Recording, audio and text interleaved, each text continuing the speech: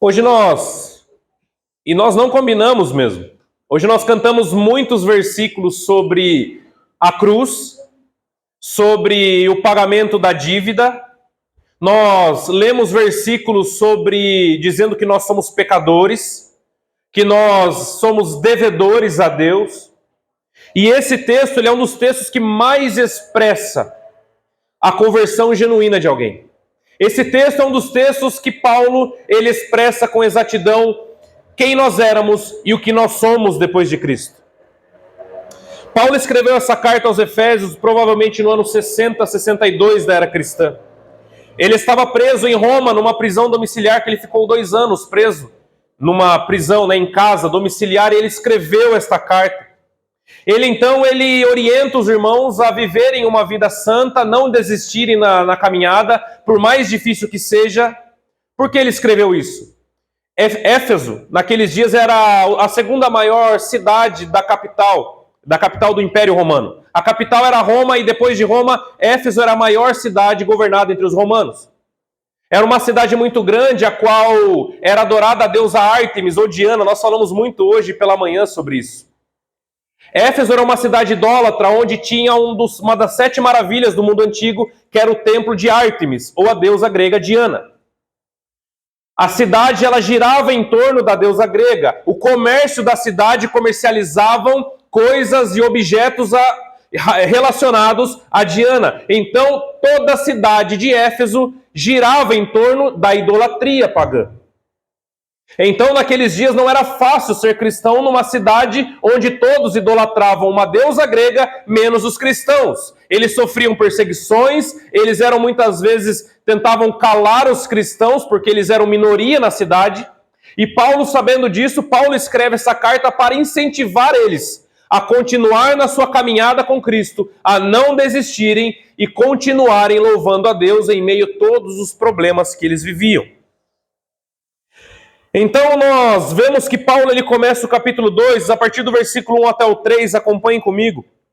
Diz assim: Vocês estavam mortos em suas transgressões e em pecados, nos quais costumavam viver, quando seguiam a presente ordem deste mundo e o príncipe do poder do ar, o espírito que agora está atuando nos que vivem na desobediência. Anteriormente, todos nós também vivíamos entre eles, satisfazendo as vontades da nossa carne, seguindo os seus desejos e pensamentos, e como os outros, nós éramos merecedores da ira. Por natureza, nós éramos merecedores da ira. Paulo, então, ele incentivando os irmãos a continuarem firmes, ele começa a lembrar quem eram aqueles irmãos antes de Cristo. Paulo, ele começa a fazer um antes e um depois. O porquê Cristo, ele é totalmente digno do nosso louvor, e o porquê nós estamos aqui semanalmente louvando o nome dele. O porquê? Porque antes nós éramos algo, e hoje nós somos nova criatura. A Bíblia diz que aquele que está em Cristo é uma nova criatura. Inclusive é o versículo que nos incentivou no início da igreja aqui, a reformulação, o nome da igreja é relacionado a 2 Coríntios 5,17, está lá no muro lá fora. Aquele que está em Cristo, uma nova criatura é. As coisas velhas já se passaram, eis que tudo se fez novo, nós somos nova criatura. Mas para sermos nova criatura, nós precisávamos ser algo antes de ser novos. Isso é óbvio. Então Paulo ele começa a dizer que nós estávamos mortos. Nós estávamos mortos em transgressões e em pecados. Deus olhava para a humanidade e enxergava todos espiritualmente mortos. Se Deus abriu os olhos do seu coração, não foi por algo que tinha em você, algo que você fez ou uma qualidade que ele viu em você. Porque ele olhava lá de cima e via que todos estavam mortos em suas transgressões e nos seus pecados. E ele continua dizendo que nós vivíamos anteriormente, todos nós, debaixo da influência de um espírito maligno, não é isso que ele diz? Ele continua dizendo assim, no 2, nos quais costumávamos a viver, quando seguíamos a presente ordem deste mundo, o príncipe do poder do ar, o espírito que atua nos que vivem na desobediência. Ou seja, todos nós anteriormente vivíamos para os nossos prazeres, para os nossos desejos, para o que nós queríamos, do jeito que queríamos, da forma com que nós queríamos. Nós só sabíamos fazer uma coisa: suprir os desejos do nosso coração. Mas espiritualmente nós estávamos mortos em transgressões e em pecados, e por natureza nós éramos merecedores da ira. Quando nós olhamos para a cruz de Cristo, não há motivo algum para orgulho, arrogância, prepotência. Não há motivo algum para nós nos acharmos mais importantes do que qualquer outra pessoa nessa terra, porque todos nós somos pecadores iguais, não há ninguém mais pecador que o outro aqui. Todos nós estávamos mortos. Todos nós éramos por natureza merecedores da ira. Todos nós estávamos cegos. Todos nós. A Bíblia diz em Gênesis 3, quando Adão e Eva eles pecaram contra Deus, toda a raça humana foi corrompida pelo pecado. Toda a raça humana foi caída pelo pecado. Nós já nascemos pecadores. Nós não aprendemos a pecar no decorrer da nossa vida. Nós já nascemos herdando o pecado que está lá em Gênesis 3. Por isso que todos nós nascemos escravos do pecado. Lutero certa vez escreveu um livro, Nascido Escravo. Aí não há classe social, não há profissão, não há cargos que você ocupe na sociedade, não importa quanto dinheiro você tenha, não importa quantos bens você tenha, todos nós somos merecedores da ira de Deus. Não há motivo para a vanglória, não há motivo. Já não havia solução para a humanidade, todos estavam afastados de Deus, todos estavam corrompidos pelo pecado, e o nosso único destino era a sepultura. Em Romanos capítulo 3, versículo 10 ao 18, Paulo diz assim: como está escrito, não há um justo, não há um sequer, não há ninguém que entenda, ninguém que busque a Deus. Todos se desviaram, tornando-se juntamente inúteis. Não há ninguém que faça o bem, não há nenhum sequer. Sua garganta é um túmulo aberto, com a língua enganam. Veneno de víbora estão em seus lábios. Sua boca está cheia de maldição e amargura. Seus pés são ágeis para derramar sangue. Ruína e desgraça marcam os seus caminhos e não conhecem o caminho da paz. E ele continua: e aos olhos do homem é inútil temer a Deus. Sabe de quem Paulo está dizendo aqui? De todo aquele homem ou mulher antes da sua conversão. Esse é o nosso raio-x. Isso é quem nós somos. Aos olhos do homem sem Cristo não há motivo ter um Cristo. O homem sem Cristo não vê motivo na cruz, porque a cruz paga uma dívida, mas aquele que não está em Cristo não reconhece que é devedor. Se eu não reconheço que eu sou devedor, por que eu preciso de alguém que me salve e pague minha dívida, sendo que eu não reconheço os meus próprios pecados? Esse é o nosso retrato. Eu gosto da analogia que diz que a humanidade toda estava caminhando para o abismo da condenação, com tampões nos ouvidos e venda nos olhos. E nós não podíamos fazer nada para salvar a nós mesmos, e nós não poderíamos fazer nada para pagar o alto preço que nós devíamos para Deus. Estávamos sem futuro, estávamos sem esperança, não havia solução para nós. Mas alguma coisa aconteceu no meio do caminho. E nós vamos ler no versículo 4 e 5. Diz assim: todavia, Deus, que é rico em misericórdia, pelo grande amor com que nos amou, deu-nos vida com Cristo, quando ainda estávamos mortos em transgressões. Pela graça, vocês são salvos. A humanidade toda estava indo rumo à condenação, mas Deus mudou a história. Nós estávamos mortos, mas Deus nos deu vida. Tudo é por Deus. Não havia perspectiva, Ele nos deu uma nova vida, Ele deu um futuro no porvir. Se hoje nós olhamos para o futuro da glória dos céus, é porque Ele nos resgatou do pecado. Não há mérito algum. É de graça. É de graça, é totalmente de graça. Ele deu a sua vida por nós. Ele nos amou desde antes do ventre da nossa mãe. A Bíblia diz aqui, nós acabamos de ler, que Ele nos deu vida, ainda quando estávamos mortos. Não foi nada do que você fez ou que Ele viu em você. Você ainda estava morto. Você ainda estava deitado numa sepultura. E Ele, pela misericórdia e com o grande amor com que Ele nos amou, Ele nos levantou da sepultura. Não foi nada que tinha em você ou que tinha em mim. Foi única e exclusivamente pelo teu grande amor. Foi única e exclusivamente pela tua graça. Ele tirou a venda dos nossos olhos. Ele tirou os tampões dos nossos ouvidos. Então nós pudemos enxergar que na frente havia um precipício. Se você está aqui hoje, não é uma obra do acaso. Se você está aqui hoje, não foi simplesmente porque você quis. Óbvio que você quis. Mas a Bíblia diz que Ele efetua em nós também o querer e o realizar. Os planos de Deus para a sua e para a minha vida não podem ser frustrados. Você não é uma obra do acaso. O Evangelho consiste em Deus se esvaziando da sua glória e pisando aqui na terra. Certa vez Billy Graham disse que o maior evento da história não foi o homem ter pisado na lua, mas Deus ter pisado na terra. Ele se esvaziou de toda a sua glória, ele entrou no útero de uma mulher, saiu uma criança, viveu, cresceu, se desenvolveu e aos 33 anos de idade, ele chegou ao seu ápice, ao ápice da sua existência que ele já sabia desde pequeno. Subir numa cruz e pagar o preço por pecadores como eu e vocês. Pela graça, nós somos salvos. Ser cristão é um privilégio.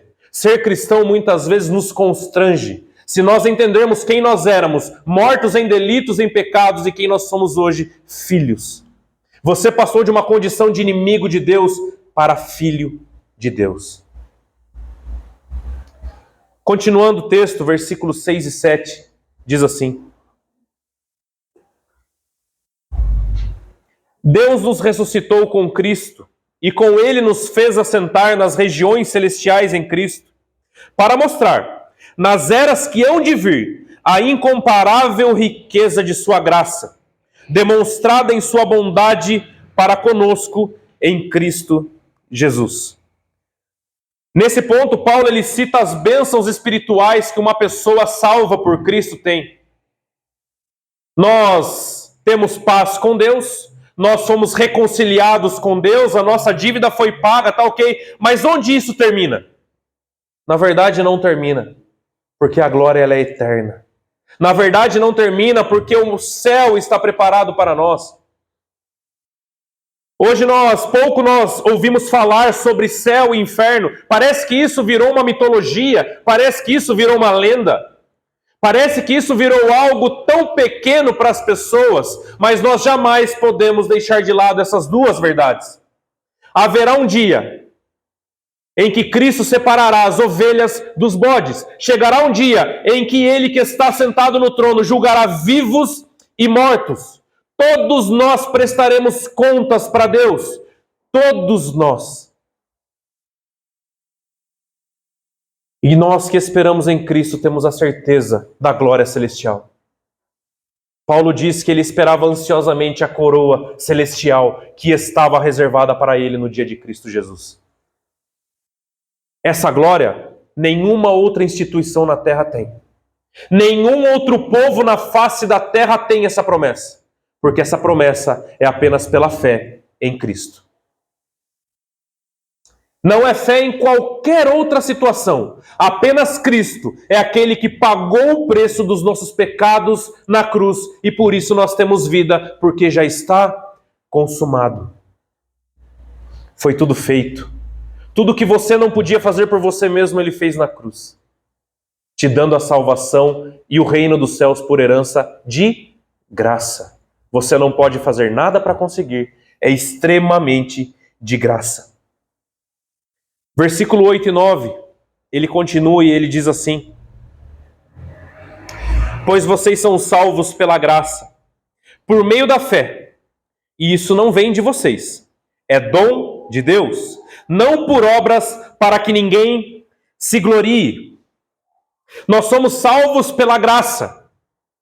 E o meio a qual nós chegamos a essa graça é a fé. E isso não vem de nós, isso é um dom de Deus. Até a fé que você tem nele foi um dom que ele te deu. A fé não é um produto humano. A fé não é um produto nosso que veio de fábrica conosco.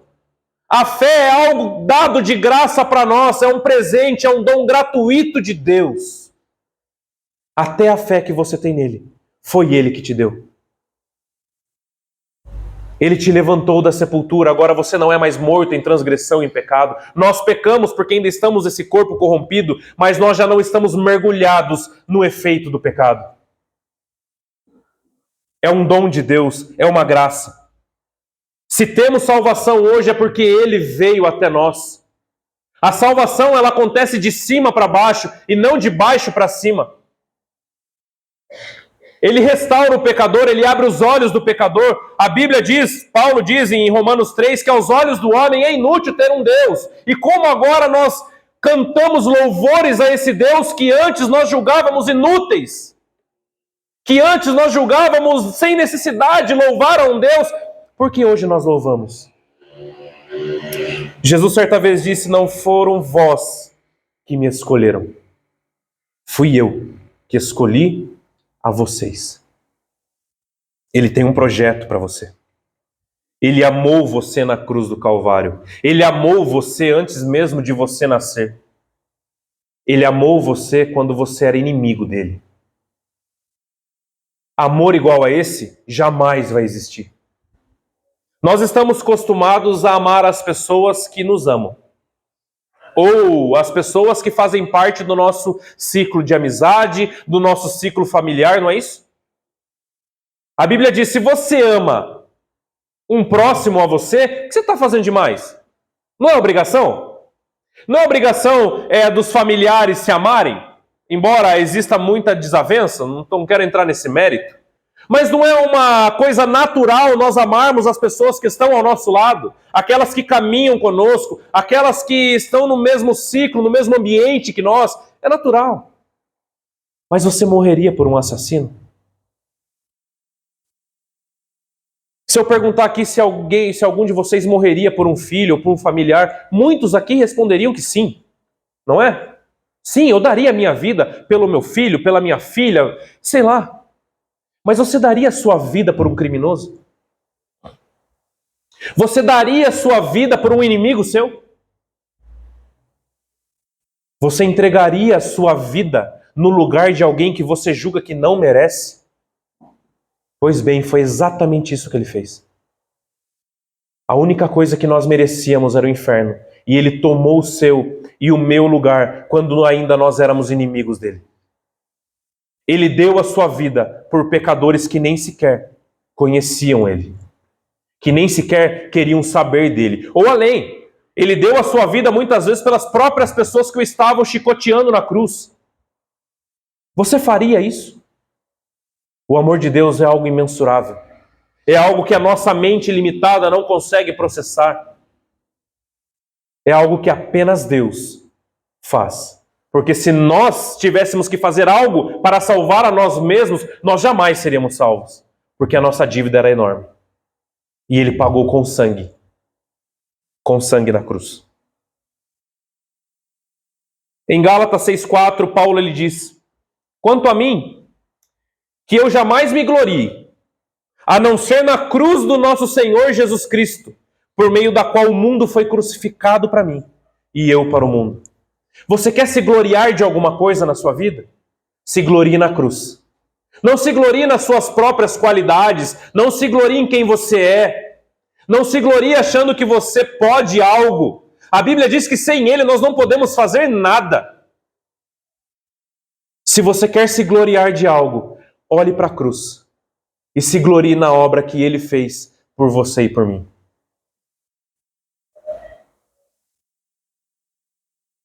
Versículo 10, Paulo ele encerra esse texto que nós lemos hoje, ele diz assim, porque nós somos criação de Deus, realizada em Cristo Jesus, para fazermos boas obras, as quais Deus preparou de antemão para que nós a praticássemos.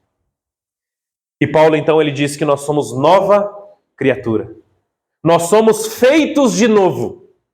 Nós não somos mais aqueles que estávamos mortos em transgressões, em pecados. Nós não somos mais. Nós somos uma nova criatura em Cristo, uma nova forma de pensar, de falar, de agir. Somos feitos de novo. É uma nova criação. Você não precisou voltar para o útero da sua mãe e nascer de novo, não. Mas espiritualmente você foi feito de novo. A Bíblia diz que o homem natural, ou o homem sem Cristo, ele não pode entender as coisas espirituais, porque as coisas espirituais, elas são discernidas ou entendidas espiritualmente. Antes nós não entendíamos, nós estávamos cegos, nós estávamos caminhando para o inferno, mas Ele nos resgatou e hoje nós podemos compreender a grandiosidade e a maravilhosa graça que Ele derramou sobre nós. Nós somos feitos de novo para quê? Versículo 10 continua. Para fazermos boas obras, para quais Ele preparou para nós de antemão. Sabe o que isso significa? Que nem o que você faz de bom vem de você mesmo. Que nem o que você faz de bom é algo para você se apegar e se gloriar, sabe por quê? Porque Ele regenerou você para isso. Porque Ele já preparou de antemão as boas obras para você praticar.